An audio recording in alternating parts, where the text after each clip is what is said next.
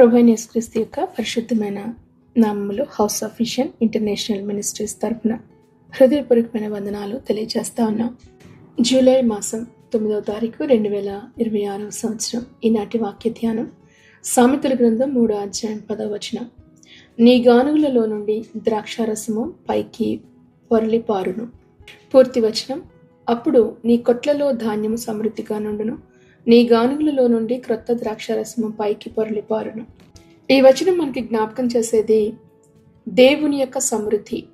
ఇది కేవలము ఆర్థికపరమైన వాగ్దానం మాత్రమే కాదు, ఇది ఒక ఆత్మీయ నియమాన్ని గురించి వివరిస్తూ ఉంది. Spiritual law. దేవుని యొక్క ఆశీర్వాదం ఎప్పుడు కూడా విధేయతతో కూడిన హృదయాలకు, జీవితాలకు వస్తుంది. దేవునిని గౌరవించడం లేదా దేవునికి భయభక్తులు కలిగి ఉండడం అనేది సమృద్ధి కలిగిన జీవితాన్ని జీవించడానికి ఒక ద్వారం. ఇదే సామెతల గ్రంథం 3వ అధ్యాయం 9వ వచనంలో, నీ రాబడి అంతటిలో ప్రథమ ఫలమును, నీ ఆస్తిలో భాగమును ఇచ్చి యెహోవాను ఘనపరచుము. జీవితంలో దేవుడు ఉండవలసిన స్థానంలో దేవుడు ఉంటే అప్పుడు జీవితం అంతా కూడా మారిపోతుంది, దీవెనకరంగా ఉంటుంది, ఆశీర్వాదాలను చూడగలుగుతారు. కానీ చాలా మంది దేవునికి ఉంచవలసిన స్థానంలో ప్రభువును ఉంచకుండా వేరే వాటిని పెట్టడం ద్వారానే ఈ రోజున క్రైస్తవులుగా పిలువబడుతున్న వారు కూడా సమృద్ధి అయిన జీవితాన్ని అనుభవించలేకపోతా ఉన్నారు. మిగిలిన భాగాన్ని ఇవ్వడానికి ఇష్టపడతా ఉన్నారు, కానీ ప్రభు కోరుతున్నది మొదటి భాగాన్ని. మత్తయి సువార్త 6:33, మొదటి నా రాజ్యంను, నా నీతిని వెతకండి అంటాడు ఆయన. మలాకీ గ్రంథం 3:10. దేవునికి ఇవ్వడం అంటే ఏంటో తెలుసా? ఆకాశ ద్వారాలను విప్పడం అనేది అర్థం. ఇది చాలా మందికి అర్థం కాదు. దేవునికి ముందు సమయాన్ని ఇవ్వండి, దేవునికి మీ సంపదనివ్వండి, అన్నింటికంటే ముఖ్యంగా దేవునికి మీ యొక్క హృదయాన్ని ఇవ్వండి. దేవునికి విధేయత చూపించటము అనేది సమృద్ధిని మీ జీవితాల్లో అనుభవించేలా చేస్తుంది. జీవనపు నిల్వలు నిండిపోవడాన్ని మీరు చూడగలుగుతారు. దావీదు భక్తుడు అంటాడు, యెహోవా నా కాపరి, నాకు లేమి లేదు, అస్సలు లేమి కలగదు. ఎందుకంటే ఆయన కాపరిగా ఉన్నప్పుడు ఏ లోటు కూడా ఆయన రానివ్వడు. కాపరిగా అంగీకరించినప్పుడు మాత్రమే. ఈ అధ్యాయం సామెతల గ్రంథం 3వ అధ్యాయం అంతా కూడా దేవునికి విధేయత కలిగి ఉండడాన్ని గురించి మనం చదువుతాం. నీ హృదయం అంతటితో కూడా యెహోవాని ఘనపరచు అంటాడు కదా. దేవుని ఘనపరిచే జీవితం, హానర్ ద లార్డ్. అప్పుడు మాత్రమే సమృద్ధి మీ జీవితాల్లో చూడగలుగుతారు. కొట్లలో ధాన్యం సమృద్ధిగా ఉండును అంటే అర్థం, కొట్లు అంటే వాడుకోగా లేదా వాడవలసిన వాటికంటే కూడా ఎక్కువ ఉన్నప్పుడు నిల్వ చేసే ప్రదేశాన్ని కొట్లు అంటారు. అది భద్రత పరిచేది లేదా సరఫరా. ఇక్కడ కావాల్సినప్పుడు మళ్ళీ అక్కడ నుంచి తెచ్చుకోవడం. దీనిని స్థిరత్వము కలిగిన జీవితాన్ని గురించి తెలియచేస్తా ఉంది.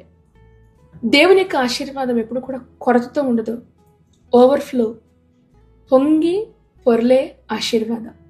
అది దేవుడు మన జీవితాల్లో ఇవ్వాలని దేవుడు ఇష్టపడుతూ ఉన్నాడు. నీ గానుగులలో నుండి క్రొత్త ద్రాక్షారసం పొరలి పారును. గానుగ అంటే ద్రాక్ష పండ్లను వేసి జ్యూస్ తీసేది కదా. అక్కడ సంతోషం, ఆనందం లేదా ఫలితాన్ని పొందుతున్న స్థలం అది. దేవుని ఆశీర్వాదము ఎప్పుడు కూడా బ్రతకడానికి సరిపడా కాదు, ఆనందంగా జీవించడానికి సరిపడా ప్రవహిస్తాడు. అయితే ఈ ఆశీర్వాదానికి కొన్ని షరతులున్నాయి. అది మనం చేయాలి. యెహోవాను ఘనపరచు, నీ ఆస్తిలో భాగమునిచ్చి యెహోవాను ఘనపరచు అంటున్నాడు. మొదట ప్రభుకి మొదటి స్థానాన్ని ఇవ్వాలి. మన సంపదలో, మన జీవితంలో విధేయత కలిగి మనం ఉన్నప్పుడు దేవుని యొక్క ఆశీర్వాదాలు మన జీవితాల్లో మనం చూడగలుగుతాం. ఈరోజు ఈ వాక్యం వింటున్న చాలా మందిలో వచ్చే ఆలోచన ఏంటంటే, అసలు సమృద్ధితో బ్రతకగలుగుతామా? ఉన్న ఈ అప్పులు, ఈ సమస్యల నుంచి విడుదల పొందుతామనే ప్రశ్న మీలో చాలా మందికి ప్రభుని అడుగుతున్న ప్రశ్న కావచ్చు. అయితే ఒకటి, అవన్నీ జరుగుతాయి. సమృద్ధిని దేవుడిస్తానంటున్నాడు. అయితే ఒకటే, నీవు క్రమబద్ధమైన జీవితంలో నువ్వు జీవించినప్పుడు ఆశీర్వాదాలు దేవుడు నీకు అనుగ్రహిస్తాడు. బైబిల్ ఎప్పుడు కూడా మనకు ఒక విషయాన్ని స్పష్టం చేస్తూ ఉంది. దేవుడు ఎప్పుడు కూడా ఒకరి జీవితాన్ని ఖాళీ చేతులతో దేవుడు ఎప్పుడు ఉంచడు. పొంగి పొర్లే ఆశీర్వాదాన్ని ఇస్తానని దేవుడి యొక్క వాగ్దానం ఉంది. ఉదాహరణకు సారెపత్తు విధవరాలు, ఆమె దగ్గర రొట్టె చేతులే, కొంచెమే ఉంది నూనె, కొంచెం ఉంది పిండి, పట్టెడి పిండి మాత్రం ఉందంటే ఒకటి రొట్టె అయ్యే పిండి అంతే. అది ఆ ఇంట్లో అదే చివరి పిండి, ఇంట్లో అదే చివరి నూనె. ఇక తింటే వాళ్ళకి ఇంకేం లేదు, ఇంకా ఎలాంటి ఆశ కూడా వారి జీవితంలో లేదు. అయితే ఒకటి, దైవజనుడు చెప్పిన మాట, ముందుగా నాకు ఒక అప్పం చేసుకునిరా, ఇది ఆమె చూపించవలసిన ఒబీడియన్స్, విధేయత చూపించాలి. అది ఎప్పుడైతే ఆమె చూపించిందో అప్పుడు మాత్రమే పిండే తరగకుండా కూరతానే ఉంటుంది, నూనె అయిపోకుండా అది ప్రవహిస్తూనే ఉంటుంది. ఆమె ఆ విధేయత చూపించింది గనుకనే ఏమాత్రం ఆ ఊర్లో వాళ్ళందరూ కూడా తర్వాత వచ్చి ఆమె ఇంటి ముందు క్యూ కట్టుంటారు, కొంచెం పిండి ఇవి, కొంచెం నూనె ఇవి, తర్వాత మేము ఇస్తామని కదా. ఆమె అంతమందిని ఆమె పోషించగలిగిన తన ఇంటి వారందరూ కూడా తర్వాత వచ్చి ఆ ఇంట్లో ఉన్నట్టుగా మనం చూస్తాం. ఒట్టి చేతులతో ఉన్న ఆమె ఇంట్లో అంత సమృద్ధి అయిన దీవెన ఎలా వచ్చింది? క్రమం. ఆమె విధేయత చూపించింది, మొదటిది తీసుకొచ్చి దైవజనునికి ఇచ్చింది. దేవుడు ఎప్పుడు కూడా క్రమముతో కూడిన జీవితాన్ని దేవుడు ఇష్టపడతాడు. విధేయత చూపించినప్పుడు మాత్రమే అద్భుతాన్ని మన జీవితంలో మనం చూడగలుగుతాం. ఇంకా అయిపోయింది, ఇంకేం లేదు అనుకున్న చోట దేవుడు నీ జీవితంలో ఒక నూతన ప్రారంభాన్ని దేవుడు చేయగలిగిన దేవుడు ఆయన. ఈ వాక్యం వింటున్న మీ జీవితాల్లో ఉన్నాయా? మీ జీవితాలు, మీ చేతులు ఖాళీగా ఉన్నాయా? అయితే ఒకటి గుర్తుపెట్టుకోండి, ఖాళీగా మాత్రం మీ జీవితం ముగియకూడదు. నీ జీవితం ఎలా ఆరంభించబడింది, నువ్వెంత పేద కుటుంబంలో పుట్టావు అన్నది ప్రాముఖ్యం కాదు. నీ జీవితం మాత్రం ముగింపు ఒక పేదవానిగాని ఉండకూడదు, లేనివానిగాని ఉండకూడదు. దేవుడు నిన్ను సమృద్ధితో నింపుతాడు. అలా నువ్వు చేయలేకపోతున్నావు అంటే కారణం పొరపాటు మీలోనే ఉంది. మీరు ఎక్కడైతే విధేయత చూపించాలో, ఎక్కడైతే ప్రభుకి మొదటి స్థానం ఇవ్వాలో అది మీరు ఇవ్వకపోవటం వల్ల మాత్రమే ఆ సమృద్ధిని మీ జీవితాల్లో మీరు చూడలేకపోతా ఉన్నారు. ఈ వాక్యం వెంటనే మీరు ఈరోజు మీ నిరాశను సమృద్ధితో నింపుకోండి. నీ దగ్గర ఉన్నది చిన్నదే కావచ్చు, ప్రభు దగ్గర తీసుకురండి. 10,000 మందికి ఆహారం పెట్టడానికి కారణం ఒక చిన్న రొట్టె, ఒక చిన్న పిల్లవాని యొక్క ఫుడ్. అది ఒక్క పిల్లవానికి తల్లిచ్చి ఉండొచ్చు, కానీ 5,000 మందికి సమృద్ధినిచ్చింది. ఈరోజు మీరు ఏది అడిగినా సరే ప్రభు మీకు ఇస్తాడు. అయితే ఒకటి, నీ దగ్గర ఉన్న చిన్నదే, చిన్న విశ్వాసం, చిన్న ప్రార్థనా శక్తి, నీ దగ్గర ఉన్న చిన్నది ప్రభు దగ్గర తీసుకుని రండి. అద్భుతమైన ఆశీర్వాదాన్ని మీ జీవితాల్లో మీరు చూడగలుగుతారు. ఇళ్లలో ధాన్యం సమృద్ధిగా ఉంచే దేవుడు ఆయన. గానుగులలో నుంచి పాతది కాదు, క్రొత్త ద్రాక్షారసం ఎప్పుడు కూడా అది పొరలి ప్రవహించాలి. అది అటువంటి ఆశీర్వాదాన్ని దేవుడు మీ అందరికీ అనుగ్రహించునుగాక. ఆమేన్. ప్రార్థన చేసుకుందాం. కృపా సత్య సంపూర్ణుడైన తండ్రి, పరిశుద్ధమైన నామాన్ని బట్టి మీకు వందనాలు చెల్లిస్తున్నాం.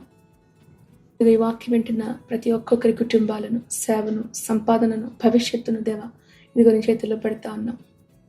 దేవా, నీకు మొదటి స్థానాన్ని ఇచ్చి ముఖ్యమైన ఆశీర్వాదాలు ఇదిగో నువ్వు వాగ్దానం చేస్తావు. వాటిని పొందుకునే కృపను నీ బిడ్డలకు మీరు దయచేయండి.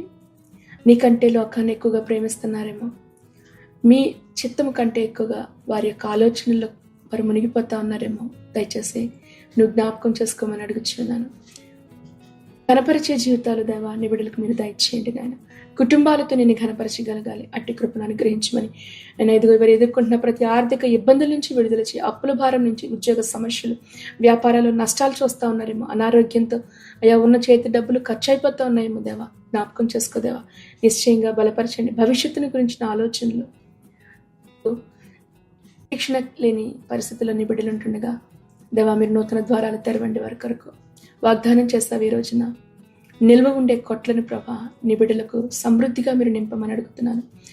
క్రొత్త ద్రాక్షారసం పొర్లి పారగలగాలి ప్రభా. అట్టి హృదయాలతో నీ బిడ్డల సమాధానంతో నింపమని నీ కృప కలిగిన హస్తాలకు దేవా, నీ దయగలిగిన హస్తాలకు ఇదిగో నీ బిడ్డలను అప్పగించుకుంటున్నాయి. మీ వాక్యం ద్వారా నీ బిడ్డల హృదయాల్లో ఉన్న నూతన జీవాన్ని మీరు నింపండి. సమాధానంతో నడిపించి కుటుంబాల్లో సమాధానం నెమ్మదినివ్వండి. బిడ్డల భవిష్యత్తును ఆశీర్వదించండి. నూతనముగా ఈ రోజున ప్రభా మరి పుట్టినరోజులు, పెళ్లి రోజులు చేసుకుంటున్న బిడ్డలను ఆశీర్వదించి నీ కృప చేత, నీ దయ చేత వారి వర్ధలింటకు నువ్వు సహాయం చేయి. వృద్ధులైన వారిని దర్శించండి, ఆదరించండి. అనారోగ్యంతో ఉన్న వారిని మీరు ముట్టి స్వస్థపరిచి విడుదల దయచేయమని ప్రభువైన యేసుక్రీస్తు నామములో ప్రార్థించి మీ బిడ్డలను ఆశీర్వదించి దీవిస్తున్నాం మా పరమ తండ్రి. ఆమేన్, ఆమేన్, ఆమేన్. ప్రభువైన యేసుక్రీస్తు కృప మీ అందరికీ తోడేయండి, నడిపించును గాక. ఆమేన్.